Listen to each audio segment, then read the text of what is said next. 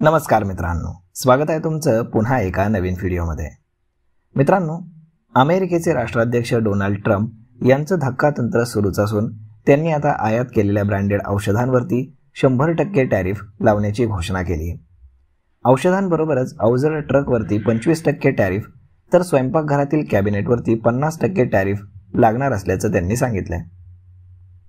जोपर्यंत औषध कंपनी त्यांचं उत्पादन अमेरिकेमध्ये घेत नाही तोपर्यंत आम्ही आयात केलेल्या कुठल्याही ब्रँडेड किंवा पेटंट केलेल्या औषधावरती 100% टॅरिफ लादणार आहोत। 1 ऑक्टोबर 2025 पासून याची सुरुवात होईल अशी पोस्ट ट्रम्प यांनी ट्रूथ सोशल या त्यांच्या मीडिया साईटवरती लिहिली आहे। डोनाल्ड ट्रम्प यांनी पुढे सांगितलं की पुढच्या आठवड्यापासून बाथरूम व्हॅनिटीजवरती 50% आणि अप्पर होल्ड फर्निचरवरती 30% कर लावण्याची सुरुवात होणार आहे। सर्व नवीन कर हे 1 ऑक्टोबर पासून लागू होणार आहेत। तसेच अवजड ट्रकवरती टॅरिफ लादण्याच्या निर्णयाची माहिती देताना ते म्हणाले की बाहेरच्या देशांनी अयोग्य स्पर्धा टाळून देशातील उत्पादकांना दिलासा देण्यासाठी हा सदर निर्णय घेण्यात आला आहे। या निर्णयामुळे पॅकारच्या मालकीच्या पीटरबिल्ट आणि केनवर्थ या डेमलर ट्रकच्या मालकीच्या फ्रंटलाईन सारख्या कंपन्यांना फायदा होईल असंही त्यांनी सांगितलं। स्वयंपाकघर, बाथरूम किंवा काही फर्निचर मोठ्या प्रमाणात टॅरिफ लावल्याबद्दल याची माहिती देताना ते म्हणाले की या उत्पादनांची मोठ्या प्रमाणात आयात होत असून याचा तोटा स्थानिक उत्पादकांना सहन करावा लागतोय। बाहेरच्या देशांमधून या वस्तूंचा जणू पूरच येतो, त्यासाठी हे टॅरिफ लावण्यात येत आहेत।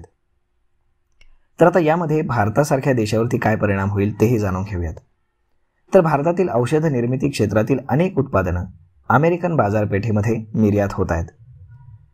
Pharmaceutical export promotion council of India या संस्थेच्या आकडेवारीनुसार 2024-25 या आर्थिक वर्षात भारतानं 27.9 अब्ज डॉलर्स एवढ्या किमतीची औषधं उत्पादनाची निर्यात केली होती।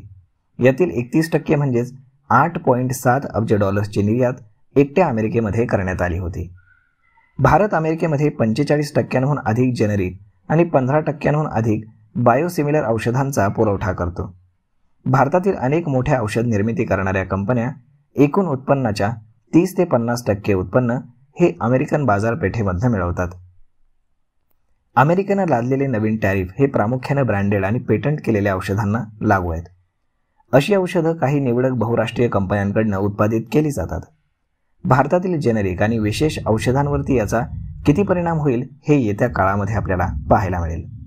परंतु सध्या तरी जेनेरिक औषधांवरती कुठल्याही प्रकारचा कर नाहीये, परंतु डोनाल्ड ट्रम्प यांना पाहता ते कधीही यावरती देखील कर लावू शकतात। तर मग पाहूयात की पुढे काय घडतंय ते। तोपर्यंत तुम्हाला आजचा हा व्हिडिओ, ही माहिती कशी वाटली हे तुम्ही आम्हाला कमेंट करून नक्कीच सांगा। धन्यवाद।